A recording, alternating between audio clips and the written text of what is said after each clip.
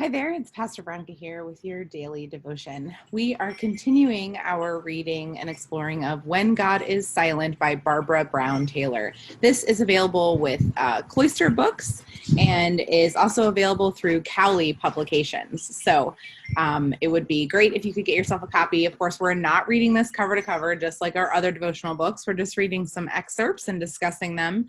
But I'd love it if you could get yourself a copy. It is well worth reading cover to cover if you get a chance, for sure. But again, we're continuing with our devotional deeper look into Barbara Brown Taylor's When God is Silent. And we're looking in the second part of her book called Silence. So let's continue. Many people pray for an encounter with the living God. Those whose prayers are answered rarely ask for the same thing twice. Even if all they got was a slight blast of God's exhaust, they can usually tell you what the Bible means by, quote, the fear of the Lord. They know better than to fool around with divine presence. They would be safer splitting atoms. Someday I would like to hear a debate between them and some other religious people I know about whether or not human beings are constitutionally able to encounter God without turning to ash on the spot. The people of Israel did not think so. If I were to choose the moment when our real problems with God began, I would not choose the one in the Garden of Eden, nor the one that led to the flood, nor the one that resulted in the Tower of Babel. I would choose the moment right after God spoke the 10 Commandments at Sinai. According to the book of Exodus, all the people were there.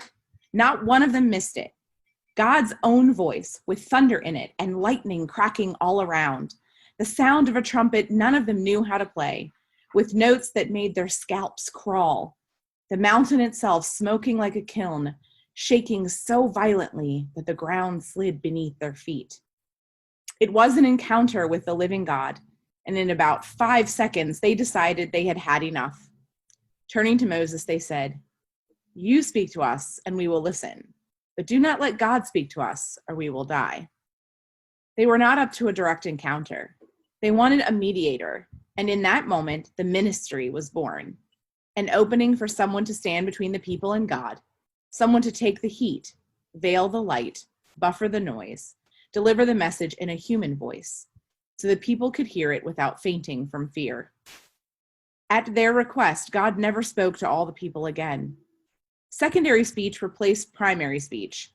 The pillar of fire and cloud that led the people through the wilderness gave way to a tabernacle that they could carry around with them. The hot lava of God's voice cooled into the 613 commandments of the law. In time, books, clergy, and institutions of worship would become substitutes for the presence of the living God, and that would suit almost everyone just fine. In George Steiner's apt phrase, "We seek the immunities of indirection," we welcome those who can domesticate, who can secularize the mystery and summons of creation. We are cowards, in other words. We have good reason to be. Just ask Father Abraham. Long before the people asked to be delivered from God's voice at Sinai, Abraham had his own encounter with that voice in the land of Moriah. He and God had been in conversation for a quarter of a century by then. God had moved him and Sarah from Haran to Hebron with a whole lot of stops in between. God had dickered with him over the fate of Sodom and had given him advice on the strife between the mothers of his children. God had made promises to him and begun to deliver on them. Abraham and Sarah had a son, Isaac, whom they loved. He was the only fruit that had dropped from their old intertwined trees. He was the first star in their sky, a sky God had promised to fill with their descendants. He was precious to them, which was why it was such a shock for Abraham to hear God's familiar voice telling him to set Isaac on fire. The same voice that had said, "Your wife Sarah shall bear you a son, and you shall name him Isaac," now said, "Take your son, your only son Isaac, whom you love, and go to the land of Moriah and offer him there as a burnt offering on one of the mountains that I shall show you."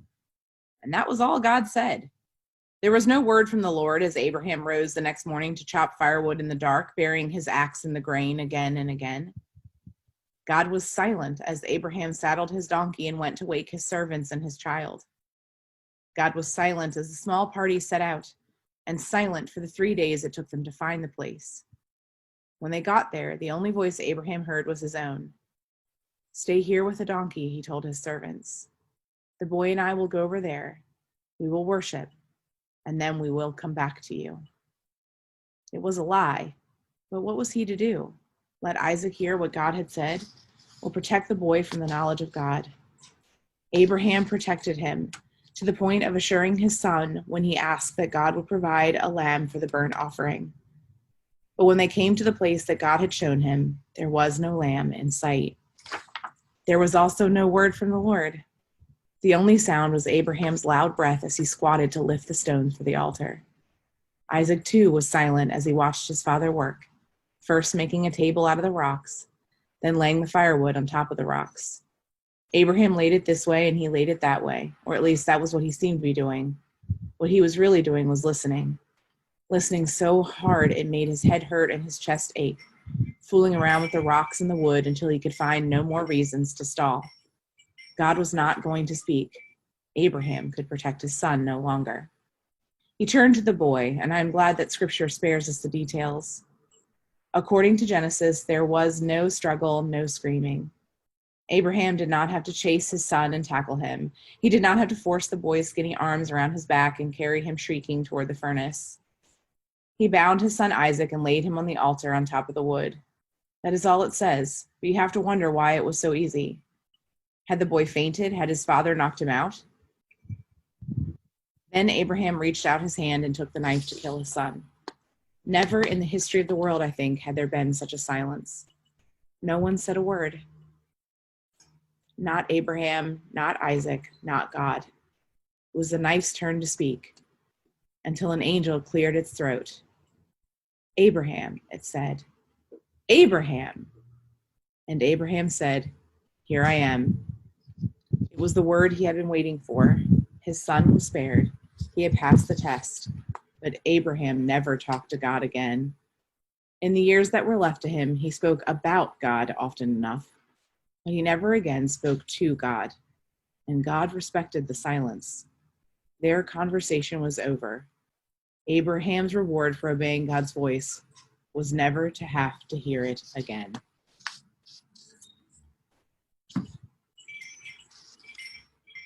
Oof. There's even more to the story talking about Sarah and her experience of it as well. But I'll spare you that, as this one is particularly dark to hear. It's one of the stories I so often hear when people tell me that they don't believe in God or they are no longer Christians because they can't believe in a God that would have a man prepared to sacrifice his only son. What a story that we hear of God's silence. I imagine that after everything Abraham was through, after the idea that he was about ready to kill his own son for God, it is no surprise that he wanted nothing more to do with conversation with God. It's not that he gave up on God or that God wasn't a part of his life or experience anymore, is that they no longer were in conversation with each other because God spent so much time silent. And his gift for being obedient was that God would remain silent to him. Such a unique story to hear that from the Old Testament, because our own experience of God is quite different because we are blessed to have Jesus. Jesus talked a lot. Jesus' stories are still being told and retold over and over again. And so maybe that's why Jesus needed to exist for us, because we couldn't handle conversations with God, and because God didn't know or understand us, because God is simply divine and couldn't understand something so mortal, so simple, so living and saintly and sinning at the same time. Maybe God couldn't understand us, and so God needed Jesus to understand us and walk with us and grieve with us and cry with us and sit in the silence with us when that's what we need, and also to speak when we need words to help us, to comfort us, to bring us relief from our grief and suffering. I guess I can understand why the people didn't want to hear God anymore. I think we still hear God and experience God in our own way in the things that we have around us. But maybe, just maybe, it's easier for us to understand Jesus in this way. Because Jesus speaks to us in a way we can understand, because Jesus has lived our lives.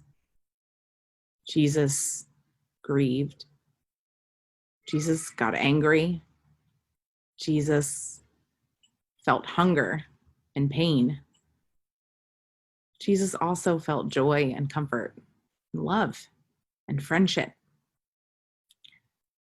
I'm so grateful that we have Jesus now, that we have all of those stories of Jesus and all of those words that Jesus has spoken to us in the silence. It's no wonder we struggle with the silence. In our humanity, we want answers, we want conversation, we want relationship. We need that word to keep us going, to give us strength, to walk with us.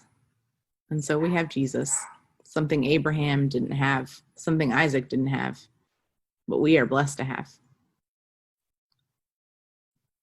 I'm so grateful for the silence sometimes, because it reminds me of what it is like to not have it. You notice the noise, the sound, the word when it returns to you after a period of silence. You hear things you might not normally hear when you sit in that silence. So I would urge you to spend some time in silence today, maybe even this week, just to sit and listen. Notice what you hear. Maybe you won't hear the voice of God. It's been a long time since anybody's heard God's voice. But you may just hear the voice of Jesus whispering in your ear and reminding you that you are loved. Well, that's all I have for you today. I invite you to join me next week as we continue with When God is Silent by Barbara Brown Taylor. Again, it's available through Cowley Publications or Cloister Books, and you can get yourself a copy. And just as a reminder, we have devotions every Wednesday at 11:30 a.m. and 6:45 p.m. They premiere live on our Facebook page, but after that, they are available on our website, www.colleenemmanuel.com, and also on our YouTube channel. If you go to YouTube, you can do a search for Emmanuel Lutheran Colleen. That'll pop right up for you. All of our previous devotions are available on there, as well as on our Facebook and website. You can find them all there. If you aren't able to join us live on Wednesdays, that's okay. They're there for you. Usually, whatever is shared on our Wednesdays live ends up on those other sites. On Facebook, it's available within about 5 or 10 minutes of the live showing. On YouTube and our website, usually they're available either in the evening or the next day or within the next day or two, so pretty quickly after.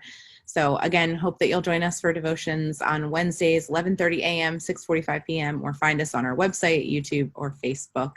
Thank you very much. Have a wonderful rest of the day. Remember, God loves you, and so do I.